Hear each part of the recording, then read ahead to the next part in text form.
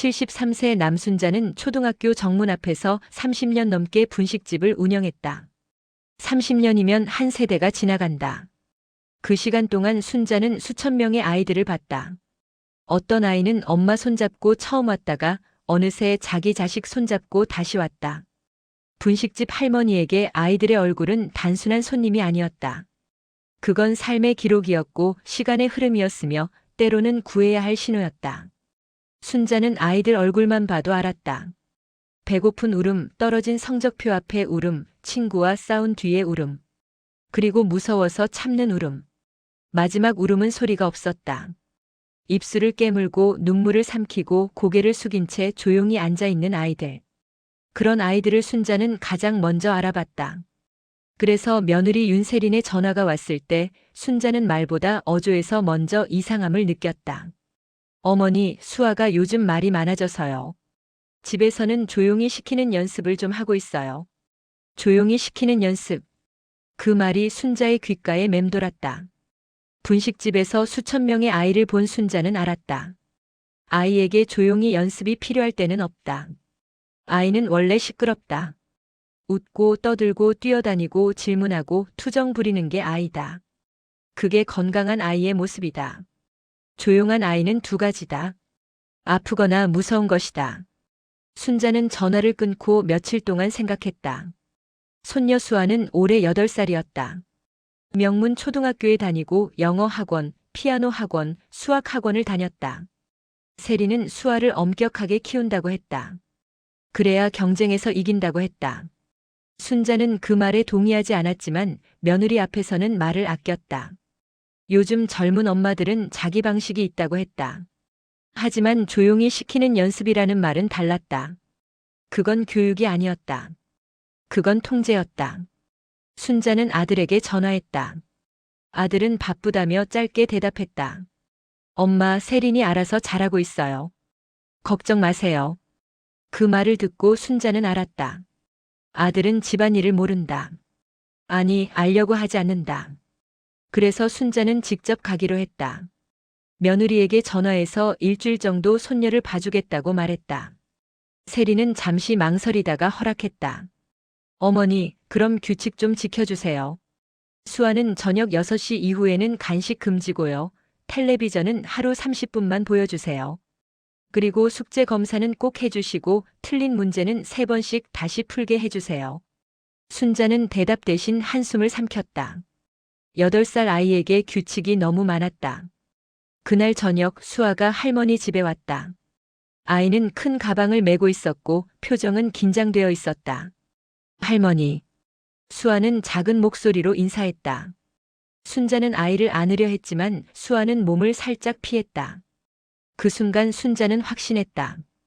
이 아이에게 무슨 일이 일어나고 있다. 저녁 식탁에 떡볶이가 놓였다. 순자가 직접 만든 떡볶이였다. 분식집에서 30년 동안 만들어 온 그 맛 그대로였다. 아이들이 가장 좋아하는 메뉴였다. 달콤하면서도 적당히 매콤한 양념에 쫄깃한 떡이 어우러진 그 맛을 싫어하는 아이는 없었다. 순자는 수아가 좋아할 거라고 생각했다. 그런데 수아는 젓가락을 들지 않았다. 아이는 떡볶이를 바라보기만 했다. 눈빛에는 먹고 싶은 마음이 가득했지만 손은 움직이지 않았다. 수아야, 먹어.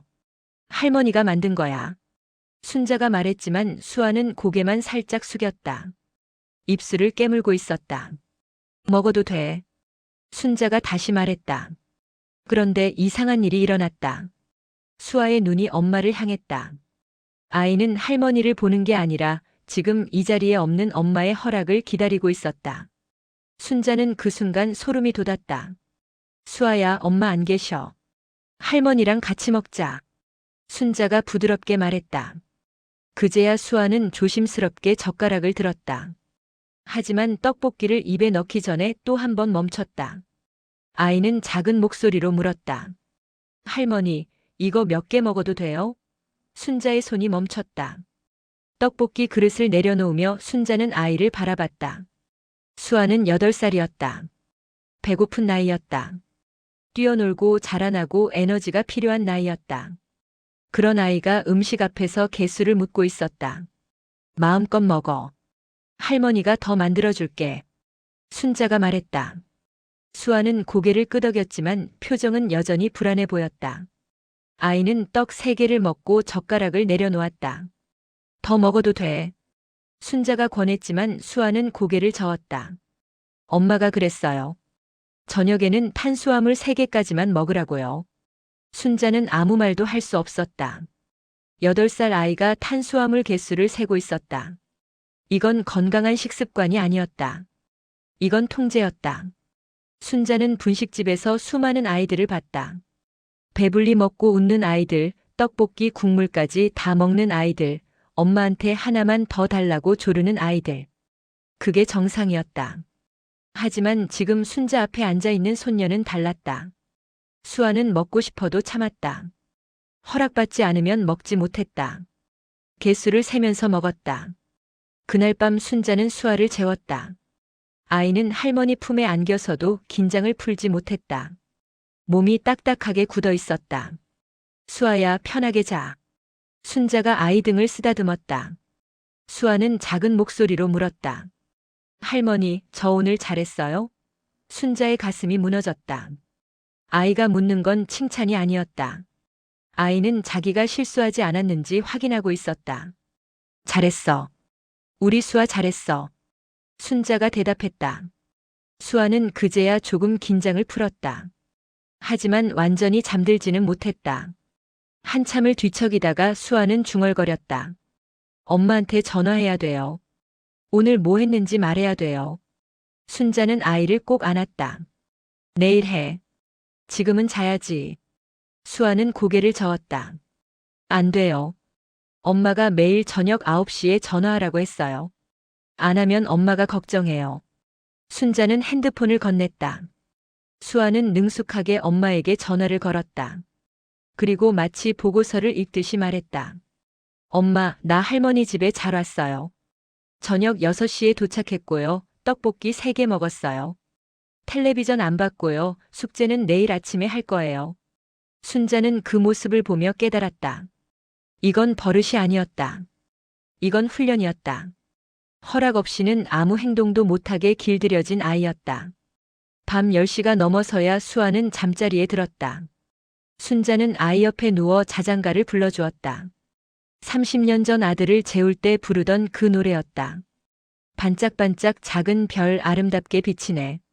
수아는 할머니 품에 안겨 있었지만 잠들지 못했다. 눈을 감았다가 떴다가 반복했다. 몸은 긴장되어 있었고 숨소리도 고르지 않았다. 순자는 아이 등을 쓰다듬으며 기다렸다. 한참을 그렇게 있다가 수아가 작은 목소리로 중얼거렸다. 누가 물어보면 엄마는 항상 집에 있었어요. 순자의 손이 멈췄다. 뭐라고? 수아는 눈을 감은 채 다시 말했다. 엄마는 항상 집에 있었어요. 엄마는 나랑 매일 저녁 먹었어요. 엄마는 나를 학교에 데려다주고 데리러 왔어요. 순자의 가슴이 내려앉았다. 아이는 지금 외운 문장을 말하고 있었다. 마치 시험 전날 교과서를 암기하듯이 반복하고 있었다. 수아야, 그건 왜 말해야 해? 순자가 조심스럽게 물었다. 수아는 눈을 떴다. 아이의 눈에는 두려움이 가득했다. 엄마가 그랬어요. 누가 물어보면 이렇게 대답하라고요. 순자는 아이를 똑바로 바라봤다. 누가 물어본다는 거야? 수아는 고개를 저었다. 몰라요. 그냥 누가 물어보면 이렇게 말하래요. 틀리면 안 돼요. 순자의 목소리가 떨렸다. 틀리면 어떻게 되는데? 수아는 입술을 깨물었다. 한참을 망설이다가 작게 대답했다. 다시 외워요. 그리고 밥 안 먹어요. 순자는 아이를 꼭 껴안았다. 분노가 치밀어 올랐다. 이건 교육이 아니었다. 이건 학대였다. 거짓말을 외우게 하고 틀리면 밥을 주지 않는다니. 그것도 8살 아이에게. 수아야, 할머니한테는 진짜 이야기해도 돼. 순자가 말했다. 수아는 고개를 저었다. 안 돼요. 엄마가 아무한테도 말하지 말래요. 할머니한테도요. 순자는 참았던 눈물이 흘러내렸다. 분식집에서 30년 동안 아이들을 보면서 순자는 알았다. 부모의 거짓말을 대신 말하게 된 아이들은 평생 그 죄책감에서 벗어나지 못한다는 걸. 어른이 되어서도 자기가 뭔가 잘못했다고 생각하며 산다는 걸. 순자는 예전에 분식집 단골이었던 한 아이를 기억했다. 그 아이는 초등학교 때 부모가 이혼하면서 아버지 편을 들어야 했다. 법정에서 엄마가 때렸다고 거짓 증언을 했다. 사실이 아니었지만 아버지가 시킨 대로 말했다. 그 아이는 중학생이 되어서도 순자 분식집에 왔다. 그리고 울면서 말했다. 할머니, 저 나쁜 애예요. 엄마한테 거짓말했어요. 순자는 그 아이를 위로했지만 소용없었다. 아이는 결국 어른이 되어서도 엄마를 만나지 못했다. 죄책감 때문이었다. 그리고 지금 순자 품에 안긴 수아도 똑같은 길을 가고 있었다. 수아야, 엄마가 왜 그런 말을 외우라고 했어? 순자가 물었다. 수아는 대답 대신 눈물을 흘렸다. 한참을 울다가 아이는 말했다. 엄마가 그랬어요. 착한 아이는 엄마 말 잘 듣는다고요. 이거 못 외우면 나쁜 아이래요. 순자는 아이 눈물을 닦아주었다. 넌 나쁜 아이 아니야. 수아는 고개를 저었다. 아니에요. 저 나쁜 아이예요. 어제도 틀렸어요. 그래서 저녁 안 먹었어요. 순자의 분노가 폭발할 것 같았다. 하지만 참았다. 지금 중요한 건 아이를 안심시키는 것이었다. 수아야, 이제 외우지 않아도 돼. 할머니가 지켜줄게. 순자가 말했다. 수아는 할머니를 올려다봤다. 아이의 눈에는 희망과 두려움이 동시에 있었다. 정말요? 정말 안 외워도 돼요? 그래, 안 외워도 돼. 순자가 대답했다. 수아는 그제야 할머니 품에서 울음을 터뜨렸다. 한참을 울고 나서야 아이는 잠들었다. 순자는 잠든 아이를 내려다보며 결심했다. 이 아이를 반드시 지켜내겠다고. 며칠이 지났다. 수아는 할머니 집에서 조금씩 긴장을 풀어갔다. 웃음도 늘었고 밥도 잘 먹었다. 순자는 아이가 다시 8살답게 돌아가는 모습을 보며 안도했다. 하지만 그 평화는 오래가지 않았다. 사흘째 되던 날 세린이 집에 들렀다. 수아, 옷 좀 챙겨왔어요. 세린은 큰 가방을 들고 왔다. 겉으로는 평범한 엄마의 모습이었다. 하지만 순자는 세린의 눈빛에서 뭔가 다른 걸 느꼈다. 차갑고 계산적인 눈빛이었다. 수아는 엄마를 보자 다시 긴장했다. 며칠 동안 풀렸던 어깨가 다시 딱딱하게 굳었다. 엄마. 수아가 작은 목소리로 인사했다. 세린은 아이를 쳐다보지도 않고 말했다. 수아야, 이거 가방에 넣고 다녀. 세린은 작은 파우치를 꺼냈다. 검은색 가죽 파우치였다. 크기는 손바닥만 했다. 수아는 파우치를 받아들었다. 이게 뭐예요? 수아가 물었다. 세린의 목소리가 차갑게 식었다. 착한 아이는 이유 묻지 않는 거야. 그냥 가방에 넣고 다니기만 하면 돼. 아무한테도 말하지 말고. 수아는 고개를 끄덕였다. 아이는 질문을 멈췄다. 이미 학습된 반응이었다. 순자는 그 모습을 보며 가슴이 답답했다. 세린은 수아 머리를 쓰다듬었다. 하지만 그건 애정이 아니었다. 확인이었다. 알았지? 아무한테도 말하면 안 돼. 할머니한테도. 수아는 고개를 끄덕였다. 세린은 만족한 듯 미소를 지었다. 착하네. 역시 우리 수아는 똑똑해. 그리고 순자에게 말했다. 어머니, 수아 학원 가방 절대 열어보지 마세요. 애 사생활도 존중해줘야죠. 순자는 대답 대신 세린을 바라봤다. 며느리의 눈빛은 경고였다.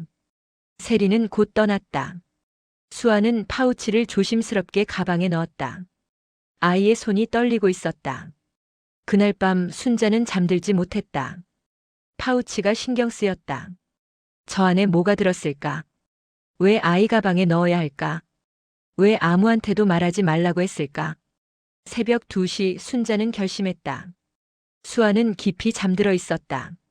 순자는 조심스럽게 아이 가방을 열었다. 학원 교재, 필통, 물병. 그리고 맨 아래 검은색 파우치. 순자는 파우치를 꺼냈다. 지퍼를 열었다. 그 안에는 USB 하나와 현금 봉투가 들어 있었다. 현금은 50만 원권 10장이었다. 500만 원. 순자의 손이 떨렸다. 왜 8살 아이 가방에 이런 게 들어있어야 하는가? USB에는 뭐가 들었을까? 순자는 USB를 빼내어 보려다가 멈췄다. 증거를 훼손하면 안 된다는 생각이 들었다. 대신 사진을 찍었다. 그리고 모든 걸 원래대로 되돌려 놓았다. 다음 날 아침 수아는 평소처럼 학원에 갔다. 가방을 메고 나가는 아이의 뒷모습이 너무 작아 보였다.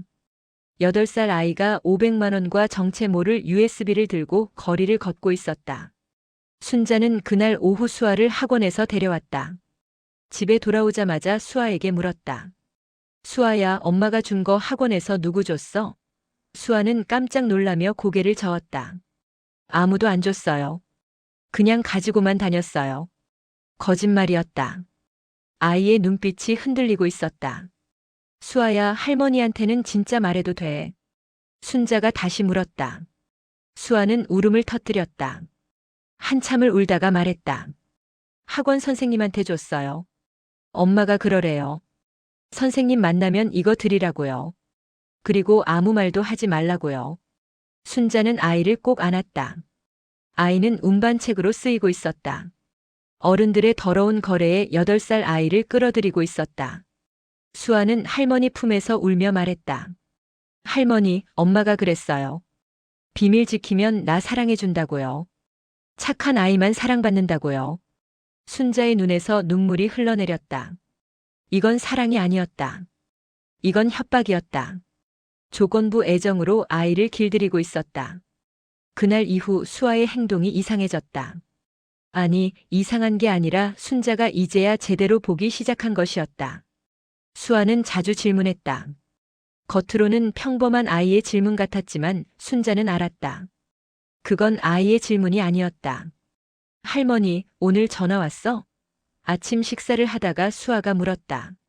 순자는 젓가락을 멈추고 아이를 바라봤다. 전화? 무슨 전화? 그냥요.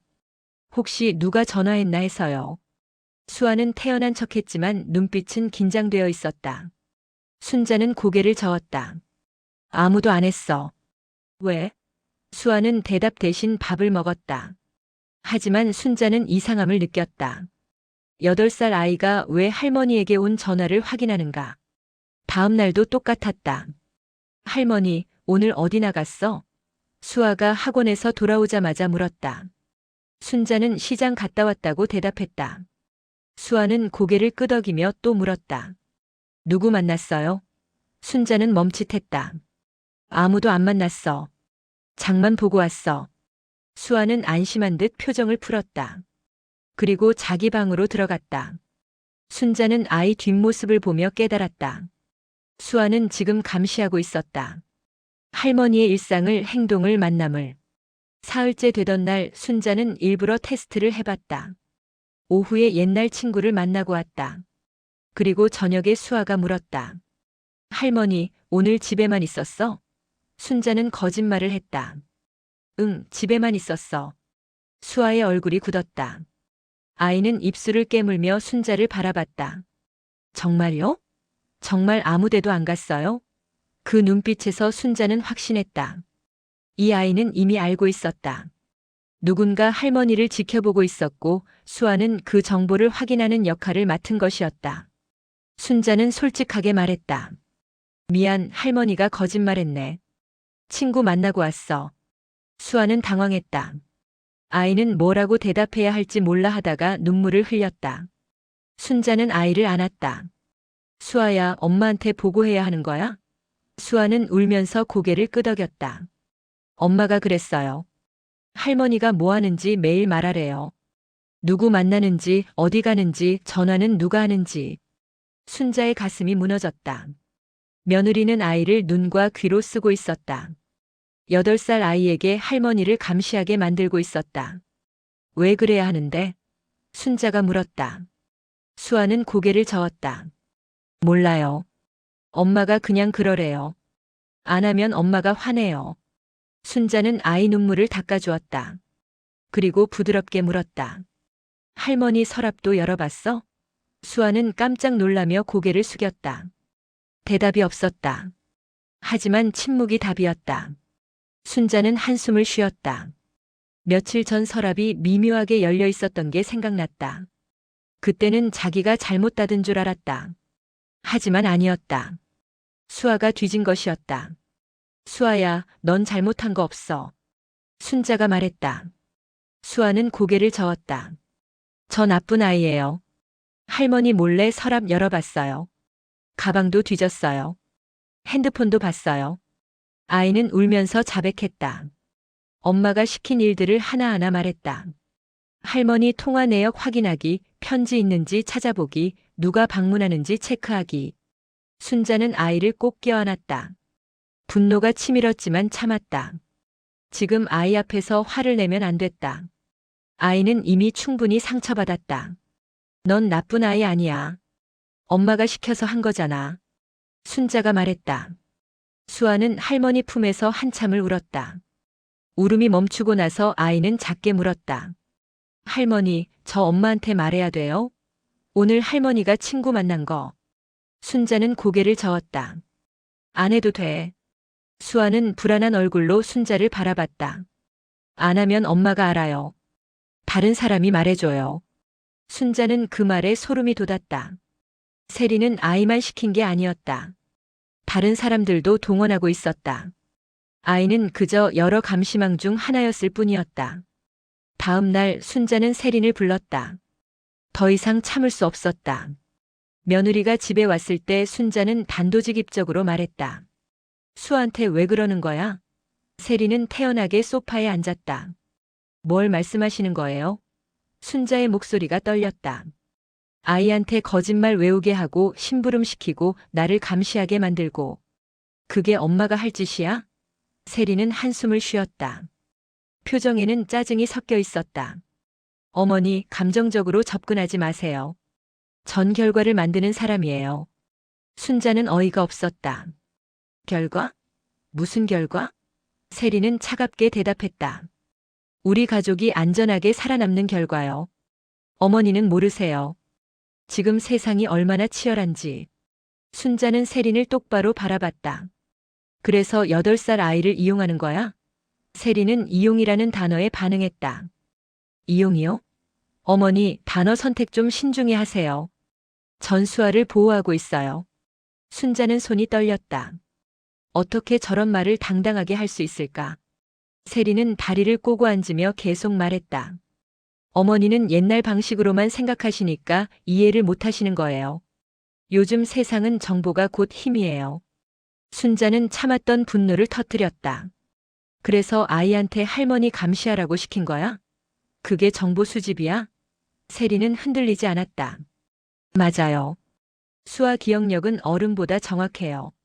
감정 없이 사실만 기억하죠. 이건 이용이 아니라 효율적인 역할 분담입니다. 순자는 믿을 수 없다는 표정으로 며느리를 바라봤다. 역할 분담? 8살 아이한테? 세린은 고개를 끄덕였다.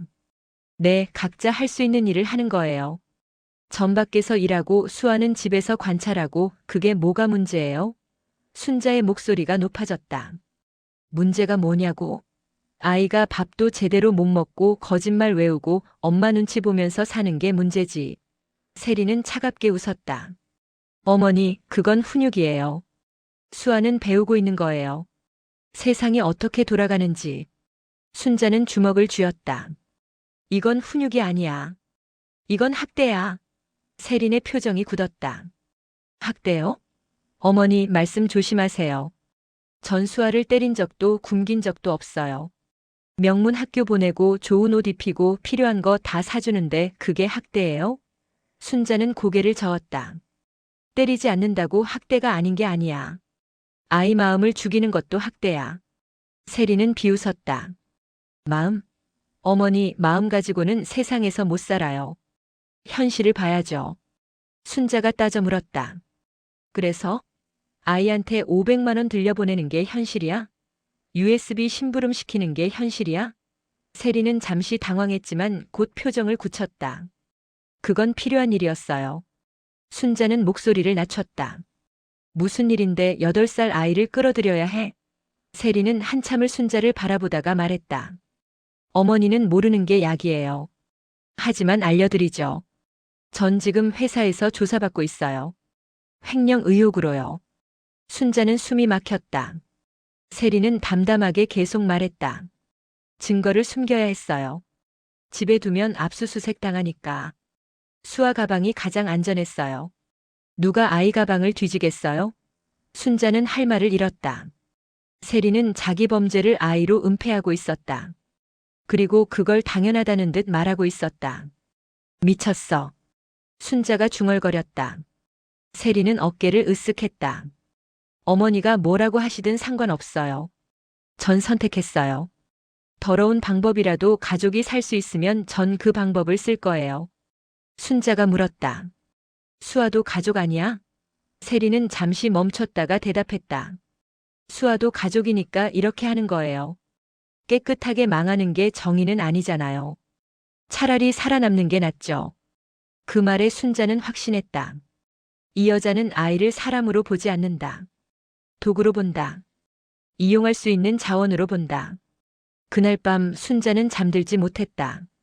머릿속이 복잡했다. 세린의 말이 계속 맴돌았다. 더러운 방법이라도 가족이 살 수 있으면. 하지만 순자는 알았다. 가족을 지킨다는 명분으로 가족을 파괴하는 사람들이 있다는 걸. 그리고 가장 먼저 희생되는 건 언제나 약한 사람, 바로 아이들이라는 걸. 순자는 옆에서 자고 있는 수아를 바라봤다. 아이는 잠결에도 미간을 찌푸리고 있었다. 편안한 얼굴이 아니었다. 악몽을 꾸는 것 같았다. 순자는 아이를 꼭 안았다. 그리고 작게 속삭였다. 수아야, 이제 거짓말 안 해도 돼. 심부름도 안 해도 돼. 감시도 안 해도 돼. 할머니가 다 할게. 다음 날 아침 순자는 결심을 실행에 옮겼다. 수아를 학교에 보낸 뒤 경찰서에 전화했다. 손이 떨렸지만 목소리는 단호했다. 신고하려고 합니다. 미성년자 학대건입니다. 경찰은 자세한 내용을 물었다. 순자는 차근차근 설명했다. 8살 아이에게 거짓 진술을 강요했습니다. 틀리면 식사를 주지 않았어요. 증거물을 아이 가방에 넣어 운반시켰습니다. 500만 원 현금과 USB를요. 그리고 아이에게 가족을 감시하게 만들었습니다. 통화 내역 확인, 서랍 뒤지기, 일상 감시까지요. 경찰은 심각하게 받아들였다. 증거가 있습니까? 순자는 대답했다. 사진 찍어뒀습니다. 아이 진술도 받을 수 있어요. 그리고 아이 가방에 아직 USB가 있을 겁니다. 그날 오후 경찰이 움직였다. 세린의 집과 회사에 압수수색 영장이 발부됐다. 순자는 수아를 학교에서 데려와 자기 집에 데리고 있었다. 아이가 그 현장을 볼 필요는 없었다. 저녁 때 세린에게서 전화가 왔다. 목소리는 분노로 떨리고 있었다. 어머니, 뭐 하신 거예요? 경찰이 왔어요. 순자는 침착하게 대답했다. 내가 해야 할 일 했어. 세린은 소리쳤다. 어머니가 무슨 권리로 제 가정에 경찰을 불러요. 순자의 목소리는 흔들리지 않았다. 내 가정이 아니라 수아를 지킨 거야. 세린은 비웃었다. 수아 지키기요? 웃기지 마세요. 전 수아 엄마예요. 순자는 단호하게 말했다. 엄마라고 다 엄마가 아니야. 아이를 도구로 쓰는 사람은 엄마 자격 없어. 전화는 끊겼다. 그날 밤 경찰 조사 결과가 나왔다.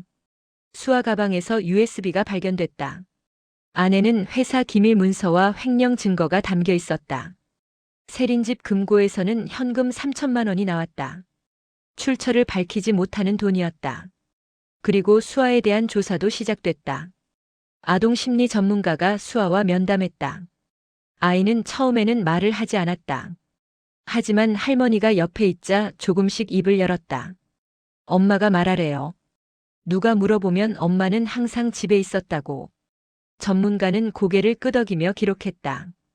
또 뭐가 있니? 수아는 울먹이며 말했다. 가방에 뭐 넣어서 선생님한테 주래요. 뭔지는 모르겠어요. 그리고 할머니 전화 왔는지 어디 갔는지 매일 말하래요. 전문가는 순자를 바라봤다. 눈빛에는 안타까움이 가득했다. 며칠 뒤 세리는 체포됐다. 횡령, 증거인멸, 그리고 아동학대. 체포되는 순간까지 세리는 끝까지 말했다. 전 잘못한 거 없어요. 수아는 자기 역할을 했을 뿐이에요. 전 가족을 지키려고 한 거예요. 경찰은 차가운 목소리로 대답했다. 아이를 범죄에 끌어들이는 게 가족을 지키는 겁니까? 세리는 대답하지 못했다. 그날 밤 수아는 할머니 품에 안겨 울었다. 한참을 울고 나서 아이는 작은 목소리로 물었다. 할머니, 나 착한 아이 맞지? 난 엄마 말 잘 들었는데. 왜 엄마가 잡혀갔어? 순자는 아이 눈물을 닦아주며 대답했다. 아니야. 너는 지켜줬어야 할 아이야. 엄마 말 듣는 게 착한 게 아니야. 내가 안전한 게 중요한 거야. 수아는 이해하지 못하는 얼굴로 할머니를 바라봤다. 순자는 아이를 꼭 안았다. 앞으로 이 아이가 이해할 수 있도록 천천히 알려줄 것이다. 착하다는 건 시키는 대로 하는 게 아니라는 걸. 사랑은 조건이 아니라는 걸. 그리고 어른이 틀렸을 때는 아이가 보호받아야 한다는 걸. 순자는 창밖을 바라보며 생각했다. 30년 동안 분식집에서 아이들을 봤다. 그리고 마지막으로 지켜낸 아이가 바로 자기 손녀였다. 여러분, 아이를 지킨다는 말로 아이를 범죄에 끌어들이는 어른들이 있습니다. 그리고 그걸 가장 먼저 알아본 건 아이를 너무 많이 봐온 분식집 할머니의 눈이었습니다. 30년 동안 수천 명의 아이를 본 순자 할머니는 알았습니다. 조용한 아이는 착한 게 아니라 무서워서 참고 있는 것이라는 걸. 진짜 사랑은 아이에게 조건을 거는 게 아니라 아이를 지켜주는 것입니다. 오늘 이야기가 마음에 와닿으셨다면 구독과 좋아요, 알림 설정 부탁드립니다. 여러분의 작은 관심이 더 많은 분들께 이런 이야기를 전하는 큰 힘이 됩니다. 은빛인 생극장은 우리 시니어 세대가 겪어온 삶의 지혜와 가슴 따뜻한 이야기를 전합니다. 다음 이야기도 기대해 주세요. 구독자 여러분 항상 건강하시고 오늘도 좋은 하루 되세요. 은빛인 생극장